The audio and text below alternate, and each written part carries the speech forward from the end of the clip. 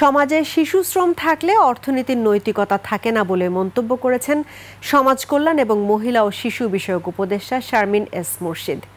এফডিসিতে বিশ্ব শিশু শ্রম প্রতিরোধ দিবস উপলক্ষে ডিবেট ফর ডেমোক্রেসির উদ্যোগে আয়োজিত ছায়া সংসদে কথা বলেন তিনি। শিশু শ্রম নিরসনে রাষ্ট্র সমাজকে মুখোমুখি দাঁড় না করিয়ে দারিদ্র্য বিমোচনকে অগ্রাধিকার দিতে হবে। এ সময় উপদেষ্টা বলেন, বিগত সরকারের সময় দুর্নীতি সব অগ্রযাত্রাকে উই পোকার মতো খেয়ে ফেলেছে। দুর্নীতি নিরসনে অন্তর্বর্তী সরকার জিরো টলারেন্স দেখিয়ে আসছে উল্লেখ করে তিনি বলেন, আগামীতে যারা ক্ষমতায় আসবেন তারাও যেন একইভাবে রাষ্ট্রের দায়িত্ব নেন।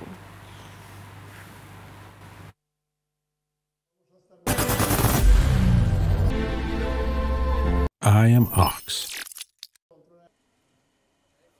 নিবারণ করব না, আমরা শক্ত হাতে সেটাকে রোধ করব এবং লেবার মিনিস্ট্রির সাথে, শ্রম মন্ত্রণালয়ের সাথে আমরা বৈঠকে বসবো এবং তাদের সাথে যৌথভাবে আমরা পরিকল্পনা নিব।